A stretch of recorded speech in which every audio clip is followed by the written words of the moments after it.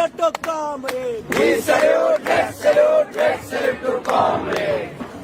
साथियों, मेरा नाम दानिश है और यहाँ आज मैं इस बात को रखने के लिए खड़ी हुई हूँ कि जेएनयू आज भी उस आइडिया के साथ खड़ा है जो आइडिया है रेजिस्टेंस का, जो लेगेसी है रेजिस्टेंस की, जो इस बात की लेगेसी है कि जेएनयू का स्टूडेंट कभी इस संघी, कभी इस फांसीवादी सरकार के सामने न कभी झुका था, न आज झुका है, न आगे झुकेगा। मैं अपनी बात शुरू करने से पहले अपने उन तमाम साथियों को एक क्रांतिकारी इस्तकबाल पेश करती हूँ जिन्होंने पिछले दिनों में अपनी चप्पलें घिस-घिस के मेहनत की है ये इंश्योर करने के लिए कि यहाँ चुनाव हो और एक ऐसा पैनल चुन के आए जो प्रोग्रेसिव हो, जो इस एडमिन के, जो इस आरएसएस के, जो इस बीजेपी के और इस एबीवीपी के नेक्सस को तोड़ के रख दे। साथियों, ये चुनाव, इस बार का चुनाव बहुत जरूरी चुनाव है।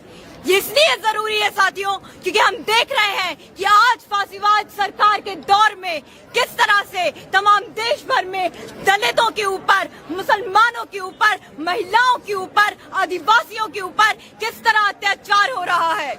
इस सरकार ने पूरे देश में नफरत का एक ऐसा माहौल बनाया है कि जहां पे मुसलमानों को गाली देना, दलितों को गाली देना एकदम ही नॉर्मलाइज हो गया है।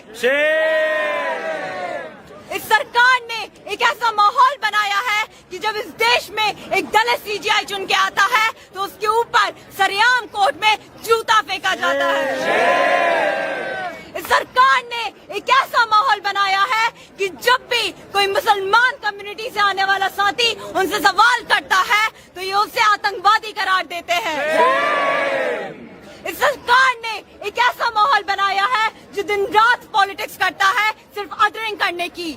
ये वही लोग हैं साथियों जो 56 इंच का सीना लेने की बात करते हैं, जो दुनिया को ये दिखाते हैं कि हम तो विश्व गुरु हैं, लेकिन इनके विश्व गुरु की डेफिनेशन ये है कि अपने ही देश में ढूंढते हैं वो दुश्मन।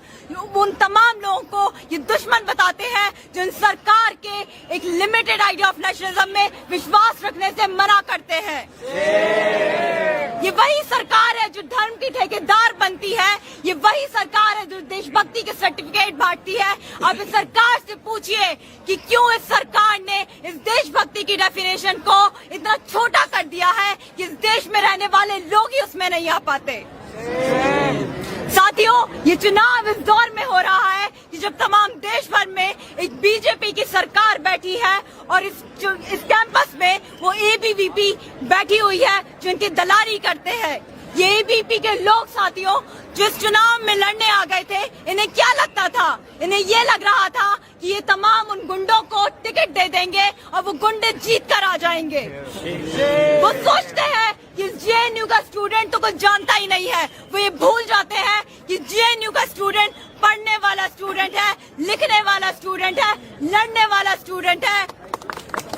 ये वो स्टूडेंट है जिस बात को कभी नहीं भूलेगा कि एबीवीपी का संगठन है जिसने दशकों से यहाँ के छात्रों के साथ मार पिटाई की है, उन्हें खुलेआम गालियां दी है।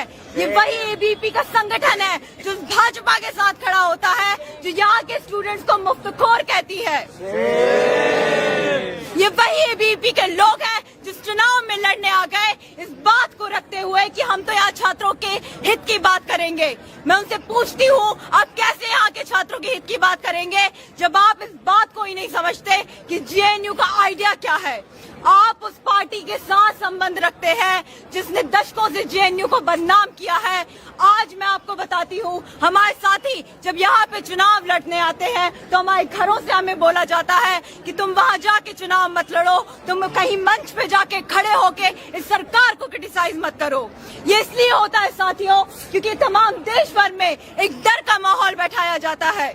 ये डर का माहौल बैठाती है वो सरकार जो सवाल पूछने की आजादी को खत्म करना चाहती है, जो सोचने समझने की आजादी को खत्म करना चाहती है। और इसलिए जब हम यहाँ आते हैं तो हमारे घर वाले डरते हैं कि कहीं अगर हम यहाँ पे खड़े होकर इन्हें चैलेंज कर देंगे तो सरकार हमारा दमन करेगी। हम आज इस मंच से उन्हें बता देना चाहते हैं कि चाहे आप कितनी ही दमनकारी पॉलिसीज लेके आइए, लेकिन यहाँ आज हम खड़े हैं, हमसे पहले वो तमाम लोग खड़े थे जो कभी इनकी दमनकारी सरकारों से, कभी इस एबीवीपी भाजपा के नेक्सस से नहीं डरे। आज हम खड़े हैं और हमारे जाने के बाद यहाँ पे आप में से उठकर और स्टूडेंट्स आएंगे जो इसी मंच पे खड़े होंगे और आगे भी। मैं अपनी बात में एक और चीज ऐड करना चाहती हूँ कि हमने देखा है पिछले दिनों ये चुनाव के पहले किस तरह से इन्होंने वायलेंस किया, तमाम स्कूल जीबीएम में हमारी महिला काउंसलर के साथ बदतमीजी की, उनके हाथ से माइक छीने गए। मैं आपको बताती हूँ कि किस तरह हमारे अध्यक्ष को बोला गया कि तुमने जेंडर चेंज कराया है, तुम महिला हो गए हो, इसलिए चुप बैठे हो। आज इस मंच पे आप देखिए कि 3 महिलाएं खड़ी हुई हैं जो बोल रही है और उन्हें बोलती रहेंगी और इन्हें बता देंगी कि आपका ये जो आइडिया है कि महिलाएं बोल नहीं सकती, ये सरासर गलत आइडिया है। और हम आने वाले यूनियन में जो 1 साल चलेगा, हम महिलाएं आके आपके सिर पे चढ़ के बोलेंगी, आपको चैलेंज करेंगी, आपको सवाल उठाएंगी और आपको ये बता देंगी कि आपको ये आइडिया चेंज करना पड़ेगा। मैं यहाँ इस मंच से खड़े होके साथी मणिकांत को लाल सलाम पेश करती हूँ। मैं आपको बताती हूँ साथियों कि जब भी हमारे साथी इनकी दमनकारी पॉलिसीज के खिलाफ, इनके लाइब्रेरी में बढ़ते सर्विलेंस के खिलाफ जब आवाज उठाते हैं तो उन पर तमाम तरह की प्रोक्योरल इंक्वायरी बढ़ाई जाती है, उन पे फाइन लगाए जाते हैं, यहाँ तक कि उन पे FIR कर दी जाती है। ये CPO मैनुअल सिर्फ और सिर्फ एक तरीका है यहाँ से बढ़ते जो स्टूडेंट हैं उनकी सोचने की, समझने की, सवाल करने के राइट को छीनने का। हमारा यूनियन जब बनेगा तो हम इस बात को इंश्योर करेंगे कि CPO मैनुअल के खिलाफ जो हमारी यूनियन ने पहले भी लड़ाई लड़ी है, वो लड़ाई आगे भी, उस संघर्ष को हम कंटिन्यू करेंगे। और साथियों, मैं इस बात को वापस दोहराऊंगी जो मेरे बाकी साथियों ने बोली है कि वही लोग हैं जो हमसे बोलते हैं, जो तमाम दिन रात ये मीडिया में भी कई तरह की बातें आती हैं, ये लोग बोलते हैं कि आप उमर खालिद की बात क्यों करते हैं, आप शर्जील इमाम की बात क्यों करते हैं। मैं उन्हें बता देना चाहती हूँ, हम उनकी बात इसलिए करते हैं क्योंकि वो हम में जिंदा है। मैं इस बात को बता देना चाहती हूँ कि तमाम साथी जो सरकार से सवाल करते थे, हम उनके साथ खड़े हैं और हम इस मंच से उनकी रिहाई की डिमांड रखते हैं। इस सरकार को ये लगता है कि वो हमारे साथियों को जेल में डाल देगी, उन पे UAPA लगा देगी, उन्हें देशद्रोही करार देगी, आतंकवादी करार देगी, तो तमाम लोग डर जाएंगे। मैं उस सरकार को बता देना चाहती हूँ कि आपके जेलों में इतनी जगह नहीं होगी जितने लोग यहाँ से आएंगे और आपसे सवाल करेंगे।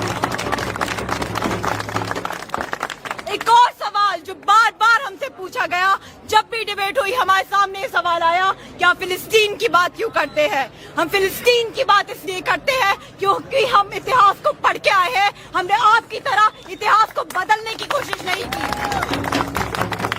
हम उस इतिहास को पढ़ के आए हैं जो संघर्षों का इतिहास है। हम उस भारत देश में रहते हैं जो संघर्षों का देश है, जो हमेशा से संघर्ष करते बाकी देशों के साथ खड़ा रहा है। और चाहे आज ये सरकार बदल गई हो, इसने अपना स्टैंड चेंज कर लिया हो, लेकिन यहाँ इस JNU का स्टूडेंट आज भी इस बात में यकीन करता है कि हमारी लड़ाई है फासीवाद के खिलाफ, हमारी लड़ाई है साम्राज्यवाद के खिलाफ, हमारी लड़ाई है उन तमाम ताकतों के खिलाफ जिसका सरेआम जेनोसाइड करती है और उन्हें लगता है कि लोग उनसे सवाल पूछना बंद कर देंगे। साथियों, मैं अपनी बात खत्म करूंगी इस बात से कि JNU एक ऐसा कैंपस है, एक ऐसा आइडिया है जो तमाम तरह की कोशिशों के बावजूद आज जिंदा है और उसके जिंदा होने का सबूत है यहाँ खड़े तमाम लोग जिस बात को इंश्योर करते हैं कि JNU बचा रहे, इसकी सवाल पूछने की लेगेसी बची रहे, इसकी रेजिस्टेंस की लेगेसी बची रही। ये चाहे कितना भी हम पे टैग लगा दे कि हम अर्बन नक्सल है, हम एंटी नेशनल है, हम मुफ्तखोर हैं, लेकिन हम उन्हें बता देंगे कि आपकी तमाम तरह की बातों से हम डरते नहीं हैं। आप चाहे कितनी कोशिश कर ले, लेकिन यहाँ का स्टूडेंट पढ़ने वाला स्टूडेंट है, लड़ने वाला स्टूडेंट है, जो तमाम देश को ये बता देगा कि उनका जो मॉडल है जो शिक्षा को लेके इनका विचार है कि आप सिर्फ पढ़िए और इनके लिए नौकरी करते रहिए। हम इस मॉडल को रिजेक्ट करते हैं। हम इस बात के लिए खड़े हैं कि अगर आप पढ़ते हैं तो आप सोचते हैं, आप सवाल करते हैं, और जेएनयू एक ऐसा कैंपस है जो इस बात को इंश्योर करता है। साथियों, मैं आप सबको मुबारकबाद देती हूँ कि आपने इस एबीवीपी के गुंडा संगठन को जो रिजेक्ट करके जो एक प्रोग्रेसिव संगठनों को एक मैंडेट दिया है, हम आने वाले वक्त में इंश्योर करेंगे कि यहाँ पे एक ऐसा यूनियन बने जो पीठ पीछे एडमिन के लोगों के साथ चाय बिस्कुट की पार्टी ना कर रहा हो, जो उनके सामने खड़ा हो, उनसे आंखों में आंखें मिला के सवाल करे, जो उनके खिलाफ डटकर खड़ा हो। इसी के साथ मैं अपनी बात खत्म करती हूँ। यहाँ आने वाले तमाम साथियों को मेरा इंकलाब जिंदाबाद।